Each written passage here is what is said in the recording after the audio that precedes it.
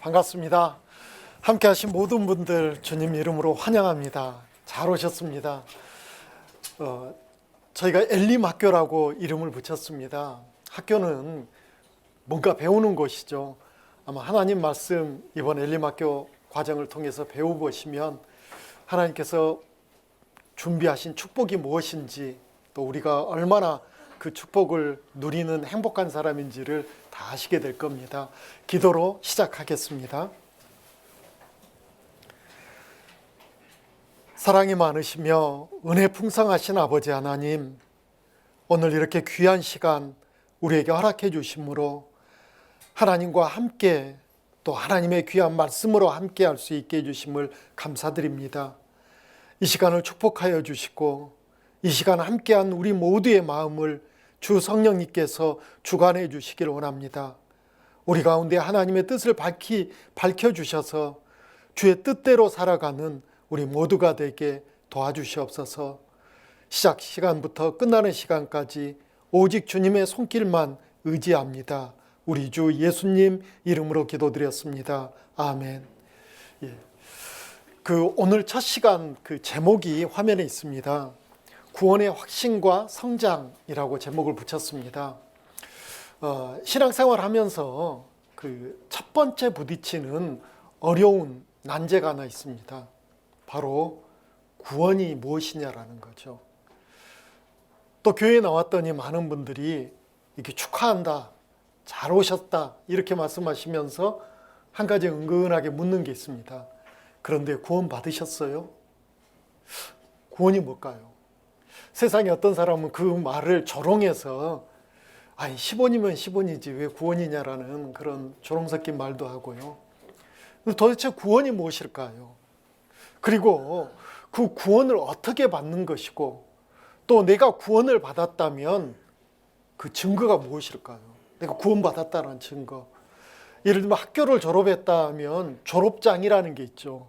그래서 그 졸업장을 보면 내가 어느 학교 모든 과정을 이수했구나, 졸업했구나 라는 것을 알 수 있습니다. 또 어떤 자격증을 통해서 그 일할 만한 자격이 있는 사람이다 라는 것도 그 자격증을 통해서 확인할 수가 있습니다. 그런데 구원은요, 어떻게 확인할 수 있을까요? 참 어려운 것 같습니다. 오늘 그 시작점에 있습니다. 이번 엘림학교 8번의 말씀이 있고 4번의 교제 시간이 있습니다. 그 과정을 통해서 우리가 확신해야 될 것 한 가지가 있습니다. 나는 구원받은 그리스도인인지를 확신하는 것이 이번 엘림학교 모든 과정 가운데 가장 중요한 것입니다. 그럼 먼저 알아봐야 될 게 어떤 걸까요? 신앙생활을 잘해야 되는데 어떻게 하는 것이 잘하는 것인가? 이제 시작하는 말씀 한 구절을 먼저 보겠습니다. 성경을 찾을 수 있는 분들은 찾으시면 좋겠고요. 찾기가 좀 버겁다, 불편하다 하신 분들은 화면을 보셔도 되겠습니다. 골로새서, 신약성경 골로새서 1장 6절에 있는 말씀입니다. 골로새서 1장 6절 말씀을 제가 읽도록 하겠습니다. 이 복음이 이미 너희에게 이르매 너희가 듣고 참으로 하나님의 은혜를 깨달은 날부터 너희 중에서와 같이 또한 온 천하에서도 열매를 맺어 자라는도다 라고 말씀하십니다. 빨간 글씨로만 쓰여 있는 말씀은 마스크를 쓰고 있기 때문에 조금 불편하시겠지만 우리가 큰 소리가 아닌 작은 소리, 그렇지만 마음을 담아서 빨간 글씨만 한번 읽어보겠습니다. 듣고 깨닫는 날 열매를 맺어 자라는도다. 듣고, 모든 믿음의 시작은 듣는 데에서부터 시작됩니다. 근데 무엇을 듣느냐가 또 중요하죠. 하나님의 말씀을 들어야 됩니다. 근데 듣는다라는 게 이 두 귀를 통해서 청각신경을 통해서 우리 뇌 속에 뭔가 소리가 들어가죠. 근데 듣는다라는 게 두 종류가 있습니다. 그냥 소리가 귀에 들리는 들음이 있죠. 걸어가는데 자동차 소리가 들리고 옆에 사람 소리가 들리고 하는 거 듣는 것뿐이지 않습니까? 근데 또 한 가지 듣는 게 있습니다. 마음을 담아서 마음으로 듣는 소리는 다를 겁니다. 하나님의 말씀도 그냥 이 자리에 앉아 있으면 잠만 자지 않는다면 소리는 들리게 돼 있습니다. 그런데 그렇게 들었다 해서 우리 삶에 어떤 변화가 있고 내 마음에 어떤 힘이 생길까요? 별로 없습니다. 그런데 마음을 다해서 생각하면서 들으면 달리 들리는 게 있죠. 여기서 듣는다라는 것은 그렇게 듣다 보니까 깨닫게 되는 날 있었습니다. 무엇을 깨달을까요? 이제 오늘 구원이 무엇인지를 잠시 후에 말씀드리겠습니다. 그 구원의 말씀이 내 귀에서 들릴 뿐만 아니고 내 마음에서 깨닫게 되는 날이 있었다라는 거죠. 그날이 바로 구원받은 날입니다. 그런데 내가 깨달은 것이 진짜 제대로 깨달은 건지 아니면 뭔가 문제가 있는지 우리가 어떻게 알 수 있을까요?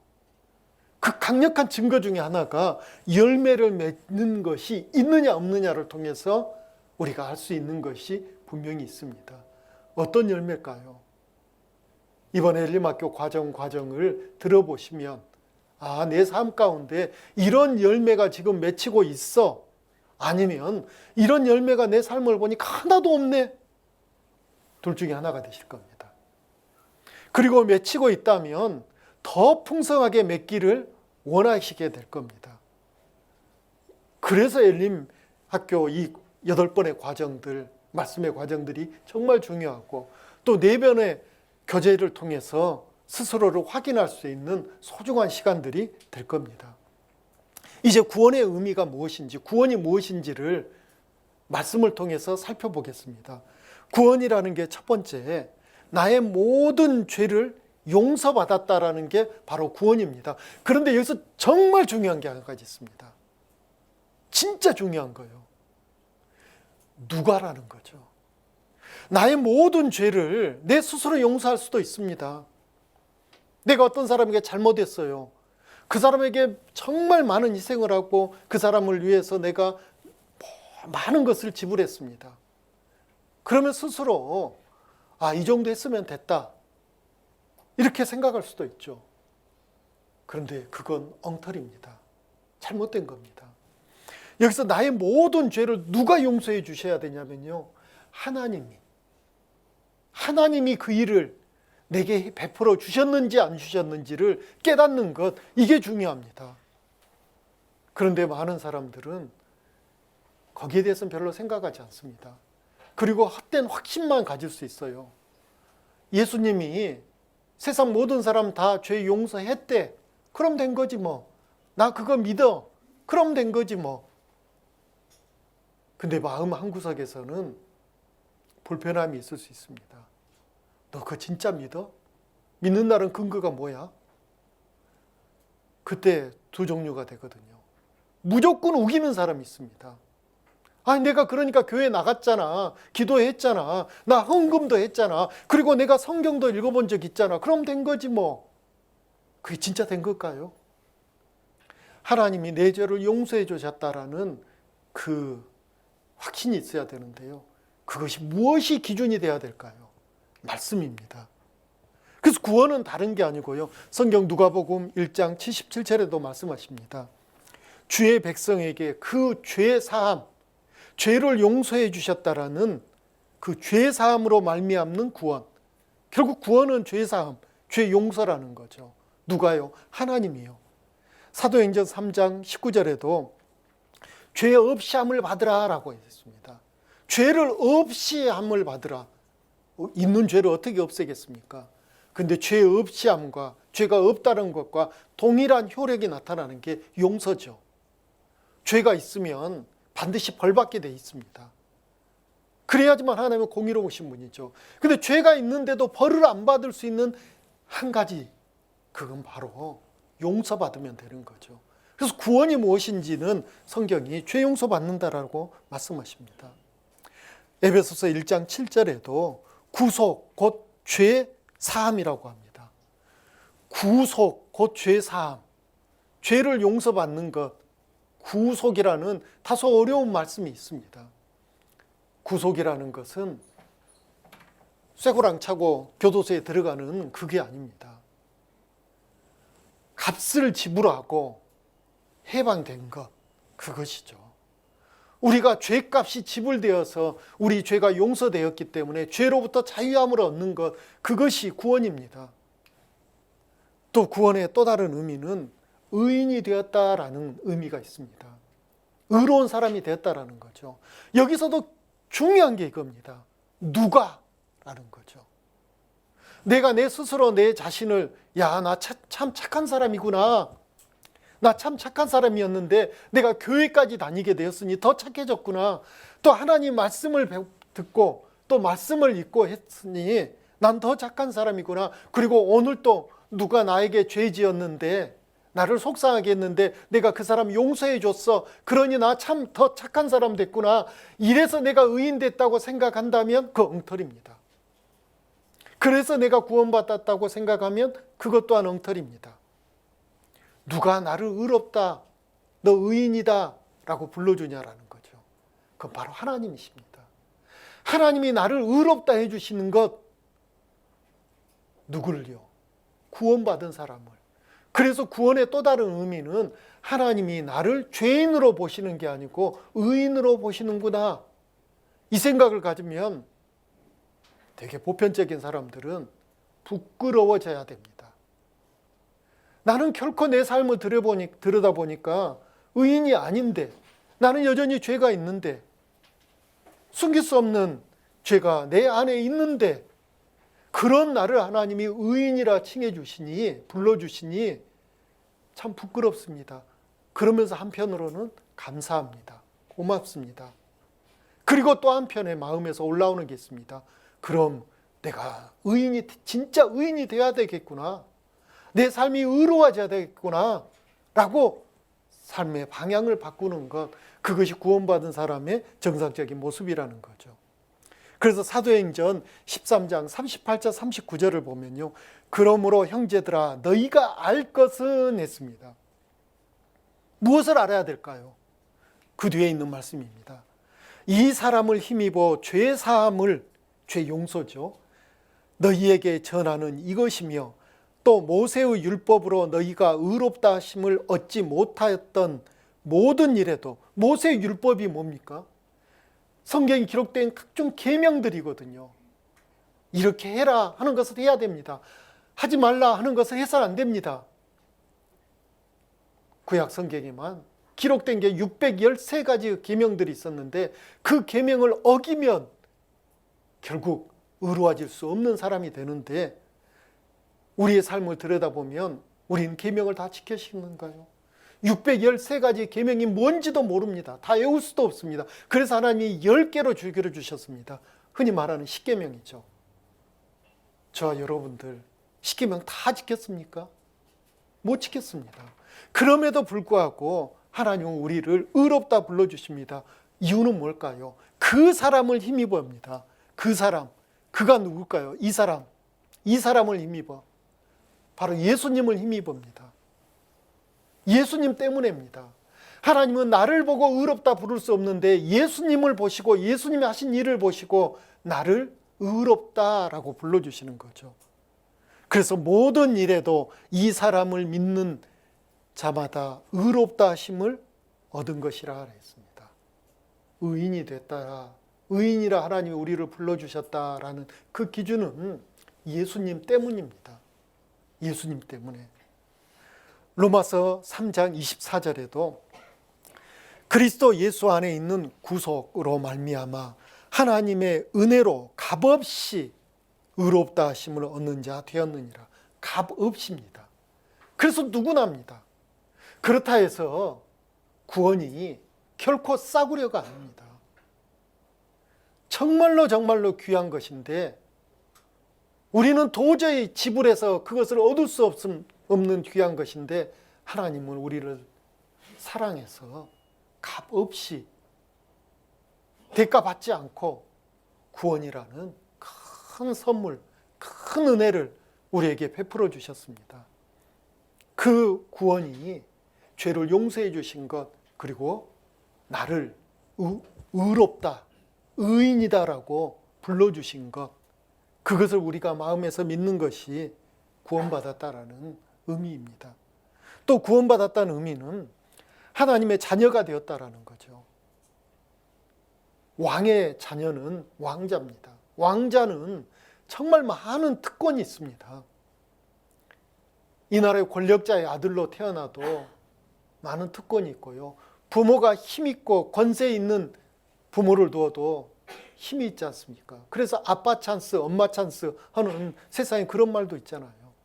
하나님의 자녀는 얼마나 큰 권세가 있고 특권이 있겠습니까? 요한복음 1장 12절에 영접하는 자, 영접이라는 것은 받아들였다라는 거죠. 무엇을요?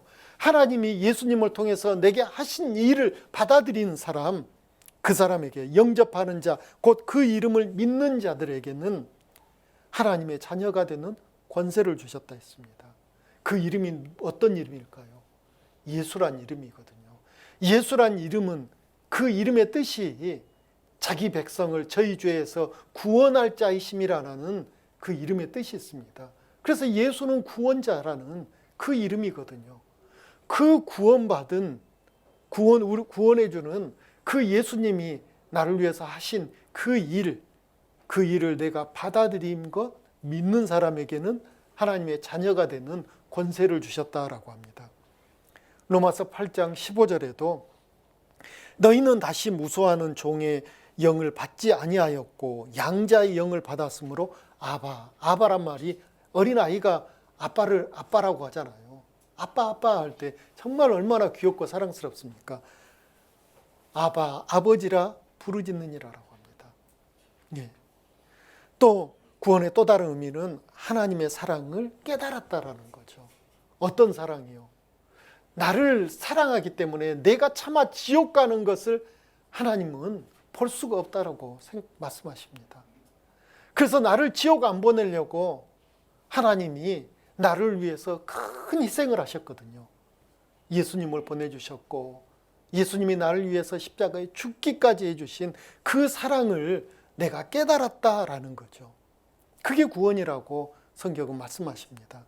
로마서 5장 5절에 소망이 부끄럽게 아니함은 우리에게 주신 성령으로 말미암아 하나님의 사랑이 우리 마음에 부음받음이니라 했습니다. 우리 마음에 하나님의 사랑이 부음받았습니다. 깨닫게 된 거죠. 야, 나 같은 것을 위해서 예수님이 이런 수치를 당하시고 이 고통을 당하시고 죽기까지 해주셨구나라는 것을 마음에서 깨달은 날이 여러분 있으신가요? 그날이 구원받는 날입니다. 또 구원의 의미는 결론적으로 영원한 생명, 영생을 얻었다라고 말씀하십니다. 요한일서 1장 2절에 이 생명이 나타내신 바 된지라 이 영원한 생명을 우리가 보았고 증거하여 너희에게 전하노니 이는 아버지와 함께 계시다가 우리에게 나타내신 바 된 자니라 하겠습니다.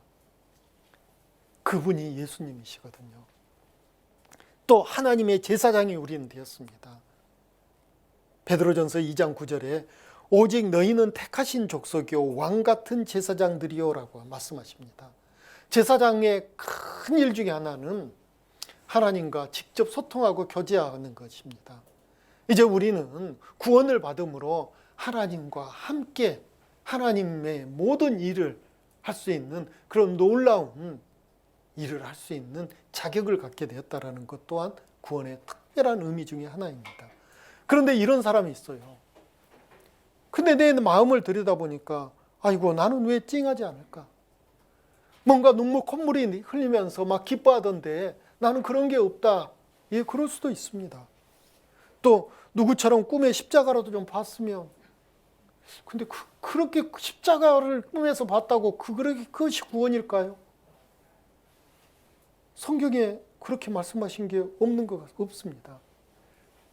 또 어떤 사람은 누군 가슴이 화끈하다던데 나는 그 큰 은혜를 깨달았다고 하는데도 냉랭하다.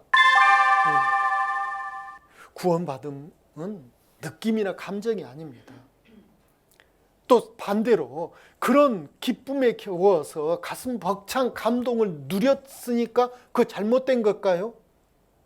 그것 또한 아닙니다. 누군가는 그런 기쁨에 올라와서 정말 감격에 겨워서 어깨춤을 추는 사람도 있고요. 또 그 구원받은 기쁨으로 주체할 수가 없어가지고 2시간 거리 떨어져 있는 자기 집에까지 뛰어가는 사람도 있고요. 예, 그 여러 모양으로 나타날 수 있죠. 그런데 그런 것이 구원의 확증의 기준이 될 수는 없다라는 거죠. 중요한 것은 그런 것들은 늘 변해버리거든요. 가슴 벅찬 감동을 느꼈다 해도 며칠 지나고 나면 냉랭하게 사라질 수도 있습니다. 또 구원받을 때는 얼음처럼 차가운 마음으로 구원을 받았는데 어느 날 말씀을 다시 듣는 가운데 벅찬 감동을 느끼고 마음에서 우러난 그 감동 때문에 두 눈에서 뜨거운 눈물을 흘릴 수도 있습니다. 그러면 그때 눈물을 흘릴 때 구원받은 걸까요? 처음 냉랭한 상태에서 깨달았을 때 그때 구원받은 걸까요? 예. 어떻다고 말하기는 좀 그렇습니다. 그러나 중요한 것은 지금 내가 구원을 받았는가 안 받았는가가 중요한 것이죠. 구원은 하나님의 선물이라고 합니다. 받으면 내 겁니다. 구원은 공짜입니다. 오직 받는 도구가 믿음입니다. 선물은 2손 벌려서 받는 거죠.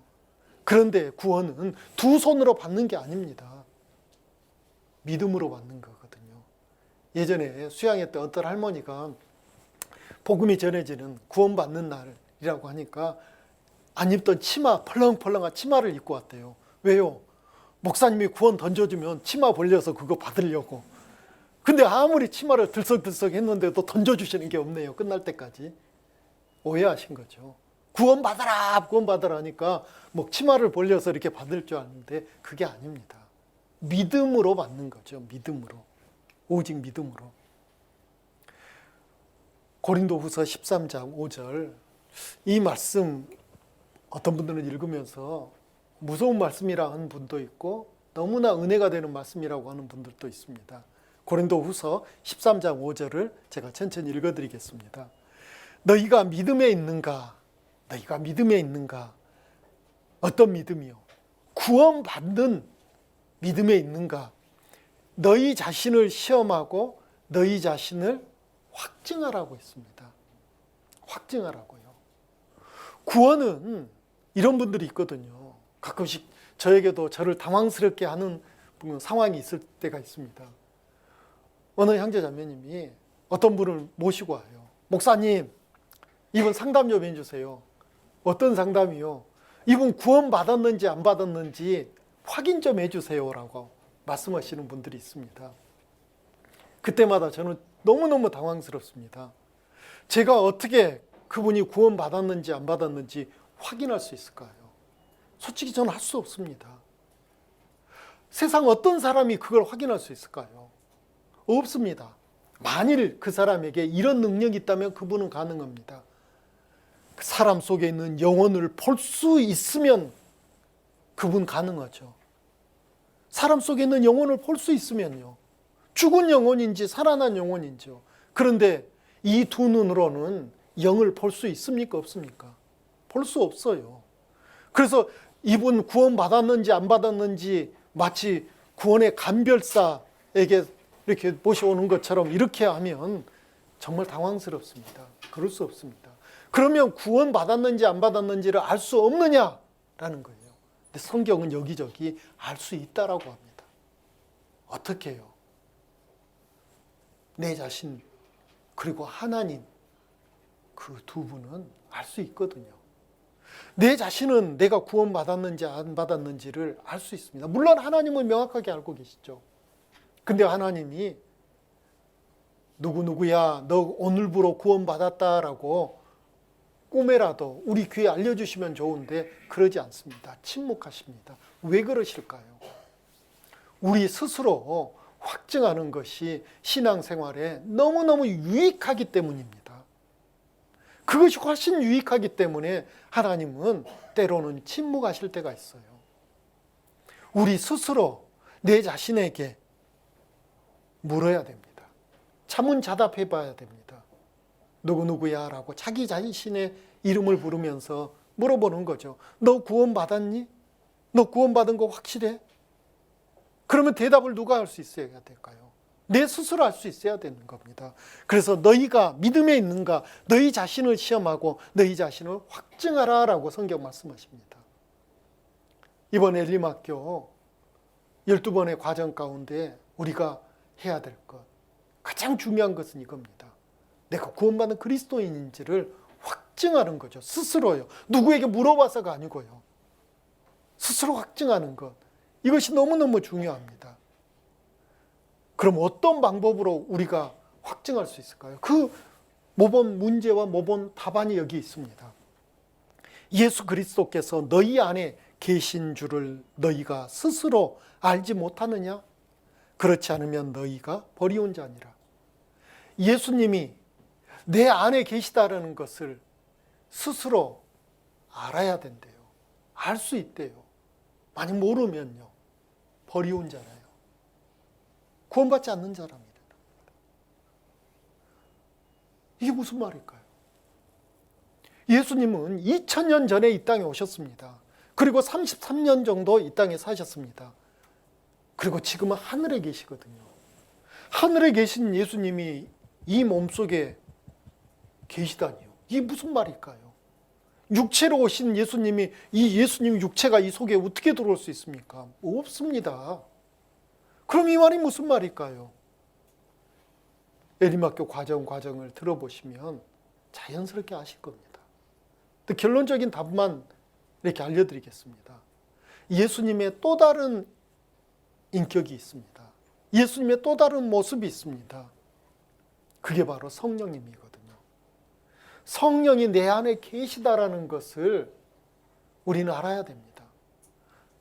성령은 하나님의 또 다른 모습이고, 성령은 살아계신 분이고, 성령은 능력자이시기 때문에 내 안에 계시면 반드시 그분의 일하심, 그분의 어떤 작용이 내 속에 있다라는 것을 우리는 알 수 있습니다.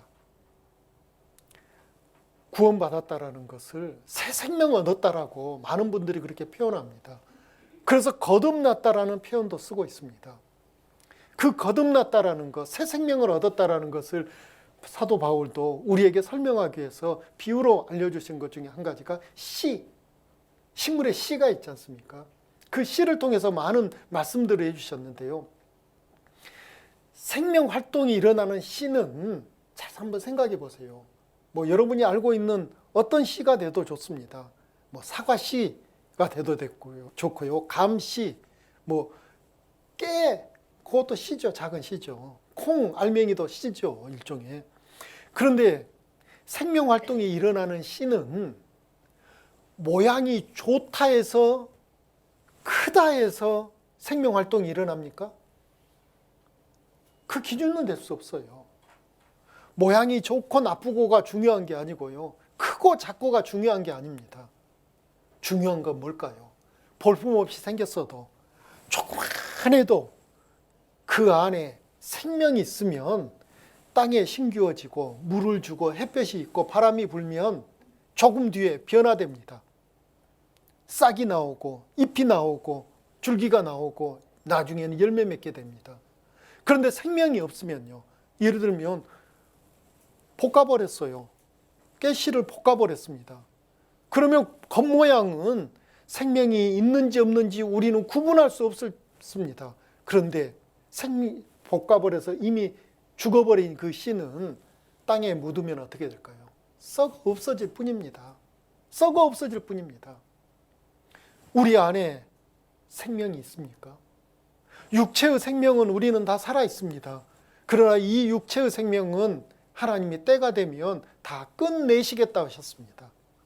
영원한 생명 여러분들 안에 있습니까? 영원한 생명이 내 안에 있다면 그 사람은 구원받는 사람이고, 그 사람은 반드시 생명 활동이 일어나게 되어 있습니다. 성령님께서 우리 안에 내주하시면서 그 새 생명을 얻은 그 사람에게 이제 함께 일하시거든요. 함께 일하시니까 뭔가 변화된 것이 반드시 있을 수 있죠. 그 변화가 중요한 겁니다. 그 변화를 우린 찾아내야 됩니다. 그 찾아내서 그것을 통해서 내가 구원받았구나라는 확신을 얻어야 됩니다. 그런데 착각해서는 안 되는 게 있습니다. 성령님과 상관없이 뭔가 변하는 경우가 있습니다. 내 마음과 생각이 변하는 경우가 있어요. 그건 구원과 상관없는 겁니다. 착해지는 거죠. 성경 한 번도 보지도 못하고요. 하나님도 알지 못하고 오히려 하나님을 비난하는 사람들도 착한 사람이 점점점 될 수 있습니다. 누군가 용서를 했다고요? 하나님을 불신하는 사람, 하나님을 믿지 않는 사람도 자기에게 잘못한 누군가를 용서해 줌으로 마음의 기쁨을 얻는 사람들 있습니다. 그것을 통해서 나 구원받았네 라고 한다면 더 혼란스럽고 더 불안해지기 시작할 겁니다. 성령님께서 내 안에서 어떤 일을 하셨느냐, 그것을 스스로 발견하게 된다면 내가 때로는 실수해도, 내가 때로는 하나님 뜻 가운데 살지 못해도 나는 구원받았다라는 것을 스스로 확신할 수 있거든요. 그것을 확신하는 과정이 이번 엘림학교 12번의 과정을 통해서 분명히 있어야 됩니다. 그런데 12번의 과정을 거듭하면 거듭할수록 자신이 없다. 난 아무래도 아닌 것 같다. 그거 발견한 것도 엄청난 축복입니다. 다시 말씀을 드려야 되거든요, 그분들은. 그래서 구원받으면 됩니다. 중요한 건 그 구원 다시 받으면 됩니다. 그래서 내가 진짜 구원받은 그리스도인인지 그냥 아는 척하고 구원받은 척하는 사람인지 우리는 냉정하게 살펴보는 것이 정말 중요합니다. 어린 시절부터 내가 교회 다녔다 해서 우리 아버지 어머니가 구원받은 그리스도인이라 해서 자동으로 내가 구원받은 그리스도인 되는 것 결코 아닙니다. 그리고 교회에서 하는 어떤 프로그램에 내가 참여했다 해서 내가 구원받았다는 거 결코 그럴 수는 없습니다. 오직 하나님의 말씀을 통해서 내가 하나님의 말씀을 내 인격적으로 받아들임으로 믿음으로 구원은 이루어지는 것이라는 것을 성경은 한결같이 우리에게 일러주고 있습니다. 그래서 내 안에 그리스도, 예수 그리스도께서 계신 줄을, 성령이 내 안에 계신 줄을 우리가 확신하는 그 놀라운 시간이 되어야 됩니다. 또 구원받은 사람은 결코 멸망하지 않습니다. 결코 멸망하지 않습니다. 한번 자녀가 되면 그 자녀 아무리 미운짓해도 부모 자식 간의 그 관계를 끊을 수 있을까요? 끊을 수 없습니다. 요한복음 10장 28절에 내가 너희에게 영생을 주노니 영원히 멸망치 아니할 터이요 또 저희를 내 손에서 빼앗을 자가 없느니라라고 말씀하십니다. 빼앗을 자가 없습니다. 한 번 받은 구원은 영원합니다. 그래서 너무 좋은 겁니다. 고린도후서 1장 22절에도 저가 또한 우리에게 인치시고 도장 찍었다라는 겁니다. 보증으로 성령을 우리 마음에 주셨느니라 했습니다. 우리가 삶 가운데 구원이 때로 의심스러울 때가 있는 것이 정상입니다. 나는 구원을 받고 한 번도 내 구원에 대해서 의심한 것이 없다. 이런 분 혹시 계실까요? 그분은 정말 위험한 신앙생활하고 있는 겁니다. 다른 표현으로 하면 그분은 진짜 교만한 사람입니다. 진짜 교만한 사람입니다. 왜요? 잠시 후에 말씀드리겠습니다. 우리의 연약함을 그분은 인정하지 않거든요. 나는 죄와 싸워서 이길 수 있어. 난 한 번도 구원받은 이후에는 이제 죄진 적 없어. 난 하나님 뜻 가운데서만 살았어. 그렇게 자부한다면 참 좋겠지만 우리 가운데 그럴 사람이 있을까요? 없습니다. 만약 그런다면 그분에게는 성령님 필요 없을 겁니다. 알아서 하니까요.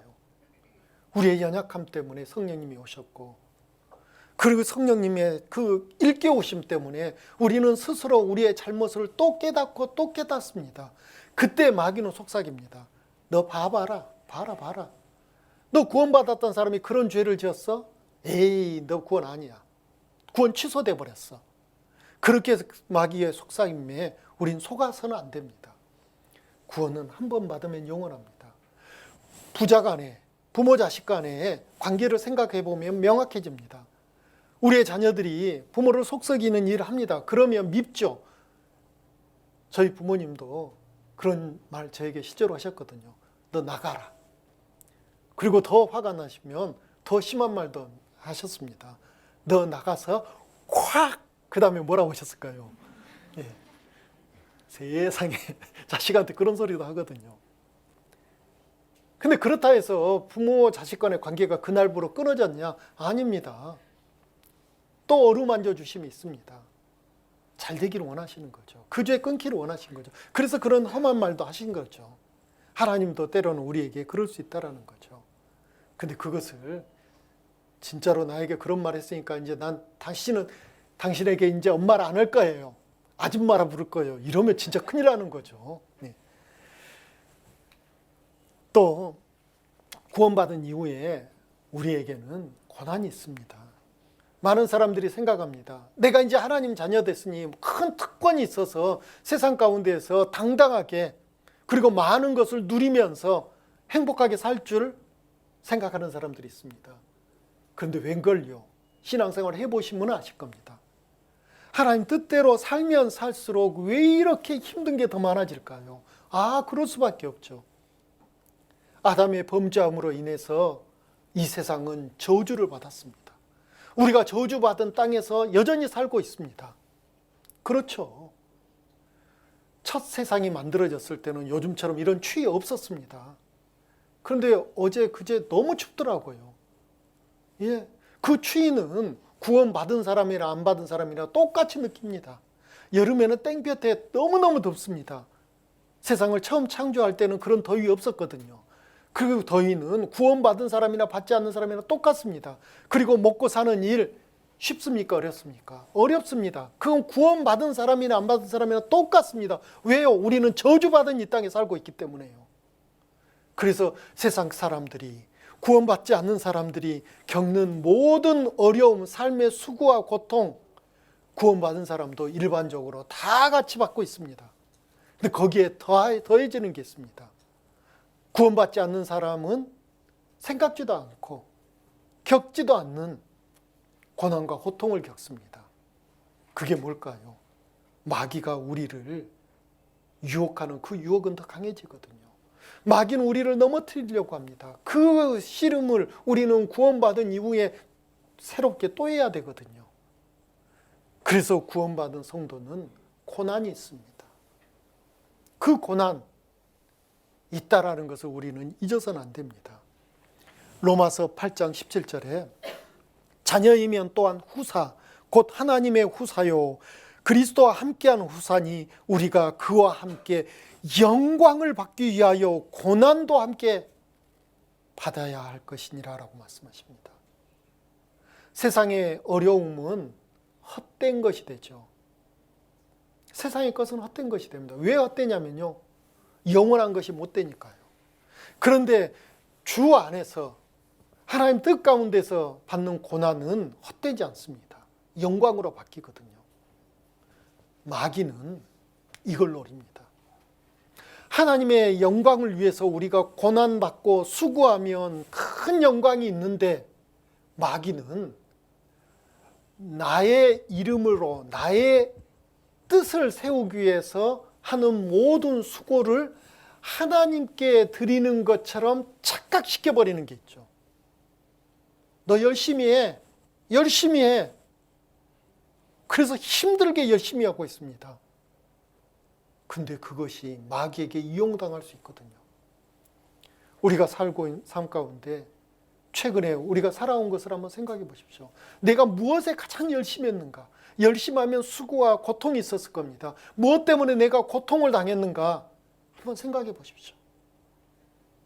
하나님의 영광을 위해서, 하나님의 기쁨을 위해서였는지 내가 잘 먹고 잘 살아보려고, 많은 사람에게 존경받고 많은 사람에게 사랑받기 위해서 내가 그 고생했는지 답이 나올 겁니다. 고난은 여전히 있습니다. 또 시편 66편 10절에도 하나님이여 주께서 우리를 시험하시되 우리를 단련하시기를 은을 단련함 같이 하셨으며 하겠습니다. 하나님은 주님의 사람에게는 더 큰 어려움과 고난도 주십니다. 왜요? 단련하시기 위해서요. 그래서 우리는 듣고 깨닫는 날부터 열매를 점점 맺어가야 됩니다. 우리 삶 가운데 하나님이 보시기에 기뻐하실 만한 열매, 그 열매를 맺는 것이 구원받은 그리스도인의 삶이고, 그 열매가 내 삶 가운데 없다, 나는 여전히 누군가가 나를 알아주기를 원하고 나를 사랑해 주기를 원하고, 누군가가 나를 알아주지 않고 나를 사랑해 주지 않으면 난 속상해하고 이렇다면 근본적으로 내 신앙이 뭔가 문제가 있는 겁니다. 구원을 안 받았던지, 구원을 받았는데 신앙에 큰 병 들었던지, 아니면 마귀의 달콤한 속삭임에 내가 계속 빠져들고 있는지 우리는 정확히 판단해 봐야 되거든요. 열매가 있어야 됩니다. 또 마지막으로 그리스도인이 유의해야 할 점이 있습니다. 우리가 우리 삶을 잘 살펴봐야 될 게 있습니다. 첫 번째는 하나님의 자녀가 되었다 해서 죄의 기질이 사라지는 것이 아닙니다. 구원받음으로 내가 의인 됐다라는 것은 하나님께서 나를 의롭다 칭해 주시고 불러주신 것 뿐이지, 실제로 내가 진짜 의인이 됐냐고요? 안 됐습니다. 아직은 멀었습니다. 왜요? 우리 육체 안에는 죄 지을 수 있는 기질이 여전히 있기 때문이죠. 그래서 우리는 늘 칭찬받기 좋아합니다. 잘난 척하기 좋아합니다. 나보다 못한 사람 있으면 은근히 무시하고 깔봅니다. 나보다 가진 것이 없고 배운 것이 없고 그러면 정말 그 사람 하대합니다. 또 성경을 여기저기 촥촥 잘 찾는데 어떤 사람은 잘 못 찾아요. 그러면 아이고 이렇게 보는 것이 있습니다. 교만이죠. 예, 그건 죄입니다. 우리 안에는 그 죄성이 부끄럽지만 여전히 있다라는 것을 우리는 인정해야 됩니다. 그래서 하나님, 저 좀 도와주십시오. 제가 어느 때 언제나 철이 들겠습니까? 신앙에 철이 들게, 신앙의 성숙을 이룰 수 있게 저 좀 도와주십시오. 예, 그러면 하나님께서 응답해 주십니다. 어떻게 해요? 훅 도와주시는 게 아니고요. 그래? 그럼 너 엘림학교 입학부터 해. 그리고 엘림학교 과정들을 쭉 배워봐. 그러면 변화될 거야. 예, 그렇습니다. 또 두 번째로, 신앙이 성장하기 위해서는 반드시 시간이 필요해요. 어떤 씨도 땅에 딱 심자마자 싹이 나오고 열매가 맺히는 씨 보셨습니까? 없습니다. 씨에 따라서 어떤 씨는 금방 하루 이틀만 지나면 싹이 나는 씨가 있고요. 어떤 씨는 한 계절이 바뀌어야지만 싹이 나는 씨도 있어요. 가을에 심었는데 겨울이 지나야지만 봄에 파릇파릇 싹이 나오는 그런 씨도 있지 않습니까? 우리도 구원은 받았지만 신앙 성장의 속도가 똑같지 않습니다. 어떤 사람은 구원받자마자 신앙이 쑥쑥 자라는 사람이 있고, 어떤 사람은 구원받은 지 10년째가 됐는데도 여전히 어린아이 같은 신앙생활을 하는 사람이 있습니다. 그래서 서로를 판단하면 안 됩니다. 각각 다르기 때문이죠. 기질이 다르고 성향이 다르고 환경이 다르고, 그래서 함부로 판단하면 안 됩니다. 아이고 저 자매 저 형제 구원받은 지가 언젠데 왜 지금까지 저러고 있어? 그 상황이 되면 나도 그렇게 될 수 있거든요. 그 어려운 상황이 되면 나도 그럴 수 있습니다. 내가 그분보다 좀 이른 신앙생활을 했고 더 높은 성장을 이루었는가요? 그건 감사해야 됩니다. 하나님이 그런 좋은 토양과 좋은 환경을 주셨다는 것에 감사해야 될 것이지 누군가를 판단해서는 안 되는 겁니다. 또 구원받은 사람들은 구원받은 사람들의 무리, 즉 교회 가운데 거해야지만 신앙은 성장할 수 있습니다. 교회를 떠나면요, 공급을 받지 못합니다. 신앙생활은 결코 혼자 할 수 없습니다. 그래서 이렇게 함께하는 곳에 내 몸을 두는 것이 정말 중요하죠. 어디 산속에 들어가서 혼자 기도 가운데, 말씀 가운데 있으면 신앙의 성장이 이루어질 수 있을까요? 어디 자기 방 골방에서만 들어박혀 있으면 신앙의 성장이 있을 수 있을까요? 그럴 것 같은데 그럴 수 없습니다. 그래서 구원받은 무리 가운데 있는 것이 너무너무 중요합니다. 이 세상에 교회는 많습니다. 교회당은 많죠. 그런데 그 교회당 안에 함께 교제하는 사람들이 진짜 구원받은 사람들이 많냐 적냐는 우리는 따져봐야 됩니다. 전주교회 큰 교회죠. 거의 2,000명 가까이 되는 성도들이 교제하는 교회입니다. 그러면 전주교회에 나오면 다 구원받은 사람일까요? 안타깝게도 없습니다. 예수님의 12제자 중에서도 한 사람은 구원을 받지 못하는 사람이 있었거든요. 12명 중에 한 사람은 구원을 못 받은 사람이 있었습니다. 예. 그렇지만 구원받은 무리 가운데 있으면 구원받을 수 있는 기회가 더 많다라는 겁니다. 그리고 구원받은 무리 가운데 있으면 신앙의 성장의 그 속도가 다르다라는 것을 우리가 늘 보고 알고 있습니다. 그래서 교제를 떠나면 안 됩니다. 또 그리스도인이 마음을 낮출 때, 즉 겸손할 때 힘있게 신앙생활을 할 수 있습니다. 근데 마음이 높아지는 사람들은 성경의 지식은 많이 쌓을 수 있어요. 아는 척은 더 할 수 있습니다. 그리고 다른 사람의 잘못된 것을 정확히 지적할 수는 있습니다. 형제님 그렇게 살면 안 돼요. 자매님 그렇게 살면 안 돼요. 라고 잘못을 정확히 지적할 수 있습니다. 근데 정작 본인의 신앙은요, 가슴에 손을 얹고 자기 자신을 돌아보면 화끈거릴 때가 있거든요. 이게 문제일 수 있습니다. 신앙생활을 잘하는 비법 중에 비법은 겸손하면 됩니다. 낮아지면 됩니다. 때로는 바보처럼 자기 자신을 그렇게 생각하면 됩니다. 종과 같이 자기 자신을 취급하면 됩니다. 그러면 성령님께서 기뻐하시고 하나님이 그 모습을 보고 기뻐하시고 예수님께서 흐뭇해 하시면서 그 세 분이 도와주셔서 우리의 신앙의 진보가 속히 이루어짐을 우리는 너무나 잘 알고 보고 있습니다. 우리 교회 가운데에서는 겸손한 모습으로 신앙생활을 함으로 많은 사람들에게 본이 되는 분들이 참으로 많습니다. 또 반대인 분도 안타깝지만 있습니다. 여전히 구원은 받았다 하지만 마음이 높아졌고 교만해져 가지고 여러 사람들에게 송곳을 들이밀고 찌르는 사람들이 있어요. 주변의 사람을 너무너무 마음 아프게 하는 사람들도 사실은 있습니다. 비수 같은 말을 주변에 찌르면서 상처를 주는 사람들도 우리 가운데 있습니다.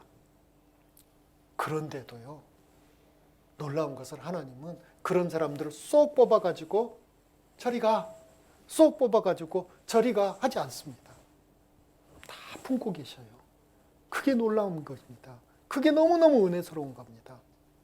우리 개인을 생각해 봐도 어느 날은 내가 부들부들한 마음으로 신앙생활 할 때도 있고요. 어느 날은 내가 정말 예민해지고 까칠해져 가지고 신앙생활 할 때도 있습니다. 그런데 생각해 보십시오. 그런 우리를 하나님은 품어주시고 그런 나를 교회가 품어주고 안아줬기 때문에 내가 여전히 교회 가운데에서 우리 거룩한 교제 가운데서 내가 그렇게 살고 있거든요. 그게 너무나 큰 은혜입니다. 그 은혜 가운데 우리는 내가 알게 모르게 우리의 신앙은 날마다 성장해 갑니다. 그래서 송곳 같은 그 형제 자매가 어느 날은 솜털 같은 형제 자매로 바뀌거든요. 이제 엘림학교 첫 과정을 시작했습니다. 12주라는 기간 생각하면 길면 길고 또 짧게 생각하면 짧습니다. 그런데 오늘 오신 이 자리에 계신 형제 자매님들, 주변의 분들 얼굴 한번 보시죠. 마스크를 쓰고 계셔가지고 표정이 잘 보이지 않는데요. 지금 한번 봐주세요. 아주 중요한 겁니다. 지금 한번 보세요. 이 얼굴이 12주가 지나면 어떻게 될까요? 달덩이가 될 겁니다. 보름달덩이. 이런 거 자매님들은 싫어한다 하더라고요. 예. 너무나 온화한 모습으로 바뀔 겁니다. 그분의 눈빛 가운데 예수님을 우리는 한 번도 본 적이 없지만 예수님의 눈빛이 아마 저런 눈빛이 아닐까? 이렇게 생각되는 그 눈빛으로 바뀔 겁니다. 하나님께서, 성령님께서, 또 우리 눈에 보이지 않지만 예수님께서 우리 가운데 계십니다. 그리고 모든 과정 그분들이 함께 하시기 때문에 우리는 반드시 변화될 수 있습니다. 오늘의 모든 말씀 마치겠습니다. 기도로 마치겠습니다.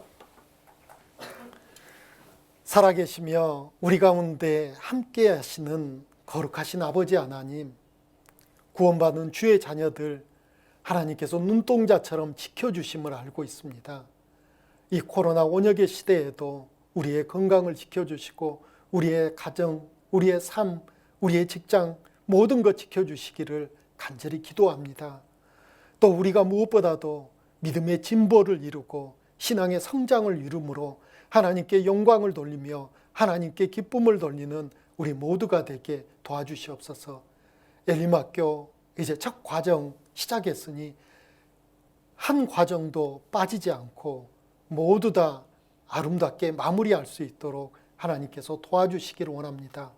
또 우리가 날마다 변화되는 삶을 살아갈 수 있도록 도와주시기를 간절히 기도합니다. 우리 주 예수님 이름으로 기도드렸습니다. 아멘.